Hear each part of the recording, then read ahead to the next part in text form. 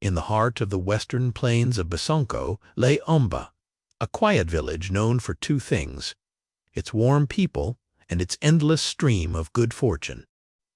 Visitors came from far and near, whispering stories about how the villagers' wishes always seemed to come true.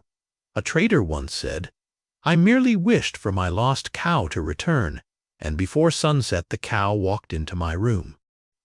A mother said, "I whispered that my child should find peace, and by morning he was well again, and every time a wish came true, a single bright green leaf was found nearby, tucked into baskets, resting on mats, or sitting at doorsteps." No one really understood why Umba was blessed, but they did not question it. Only one thing stood quietly at the center of the village, a tall, graceful tree that had been there longer than the oldest grandmother. They call it Mama Iroko, but nobody knew what it really did. The tree stood with branches spread wide as though welcoming anyone who came near. Children played under it. Lovers sat beneath its shade. Elders rested at its roots. But no one imagined the tree was more than decoration. Except maybe Amanda. Amanda was a curious 13-year-old girl who always had more questions than answers. One night, after running an errand for her mother, she passed by the tree and heard something, a whisper. It was soft, almost like the sigh of wind, but different. The leaves shimmered under the moonlight, glowing faintly. She froze. Then she heard another whisper, a voice, small and gentle, as if the tree itself was speaking. "Amanda, Amanda." She stepped closer, but when she touched the trunk, the whispering stopped. "That night," she told her mother. Her mother laughed. "Amanda, you and your imagination." But Amanda knew what she heard. Something was alive inside that tree. Days passed, weeks passed, and Umba continued to prosper. Farmers harvested double what they planted. Hunters returned with game even when forests were empty. Traders found gold in unexpected places. People began traveling to Umba just to make wishes. Some came in secret, some knelt before the tree, some whispered into the wind. And every time a wish came true, a bright leaf appeared, smooth, glossy, and always fresh. People started collecting them like charms. Children would say, "If you find a leaf, the silent one has smiled at you." But deep inside the village palace, someone else was watching: Chief Obera, the ruler of Umba. He noticed that while his decrees were respected, the tree carried more power in the hearts of the people. They came to the tree with their problems, not him. They celebrated the tree's blessings, not his leadership, and day after day he grew jealous. One evening, the chief instructed 2 palace guards to quietly follow anyone who wished under the tree. He wanted the truth. For weeks, they watched, they observed, they listened, and they realized something shocking. The tree was connected to every fulfilled wish. Villagers whispered to the tree. Leaves fell that same night. By morning, wishes came true. When the guards told Chief Obera, his face hardened. Instead of seeing the tree as a protector, he saw it as a threat, something that challenged his authority. "If this tree grants wishes," he muttered, "then the people will no longer fear or obey me." And the very next day he made a decision, a dangerous one. Meanwhile, Amanda continued her secret nightly visits to the tree. She wanted to understand what she heard that first night. One night, she hid behind a rock until the moon rose high. Her heart pounded as she watched the tree. The leaves began to sparkle. Silver strands of light glowed across the branches. Then she heard their voices, hundreds of them, whispering in harmony. They sounded like soft humming, like a choir of spirits. And then the tree spoke clear, calm, and comforting. "Let the blessings fall. Let the wishes take flight." Amanda covered her mouth in awe. The tree wasn't just alive, it was magical. It was listening. It was giving. And then she saw the truth. Every time someone made a wish, the tree offered a piece of itself, a leaf, as a sign of sacrifice. The blessings came from its strength, and that meant the tree could grow weak. Chief Obera didn't care about the magic, he cared about control.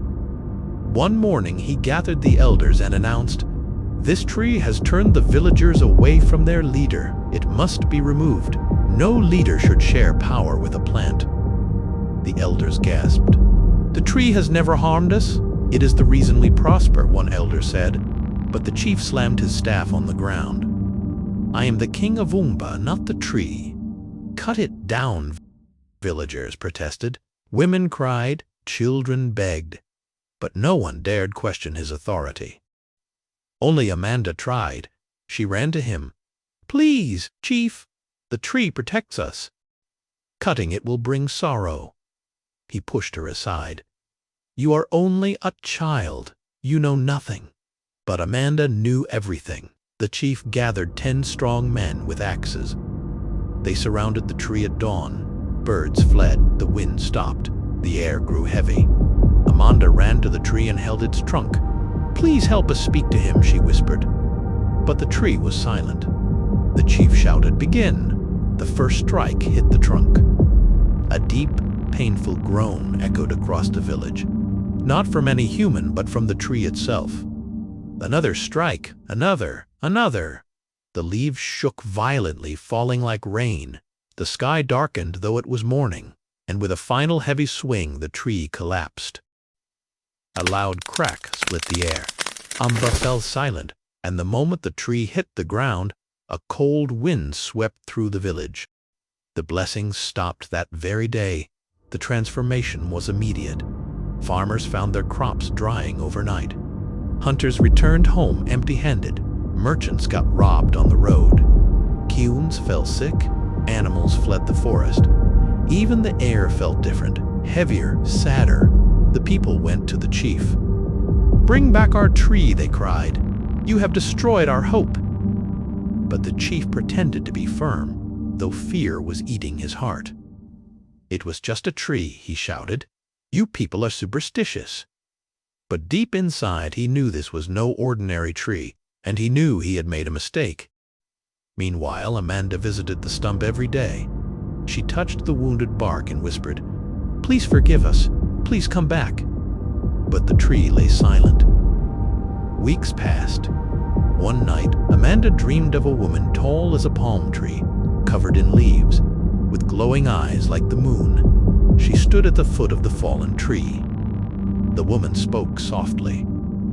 "Amanda, I am the spirit of the tree. I shared the secrets of the night to protect your people. But your leader destroyed me out of pride," Amanda cried. "Please come back." "I cannot return the way I was," the spirit said.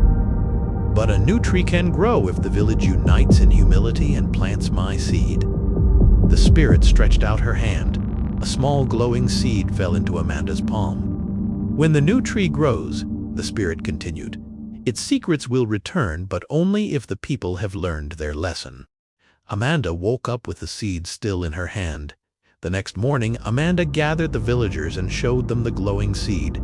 She told them about the spirit and her message. Everyone wept, even the elders together. They confronted the chief.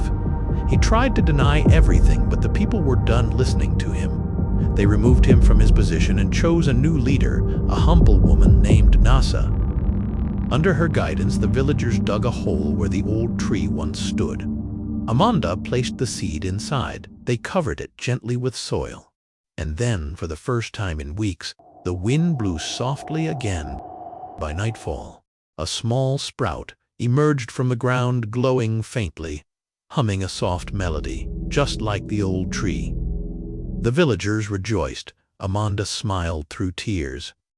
And far above, in the whispering night, the spirit of the tree watched over them again. Umba had learned its lesson. Never destroy what protects you. Never silence what brings blessings, and always honor the secrets shared in the quiet of the night.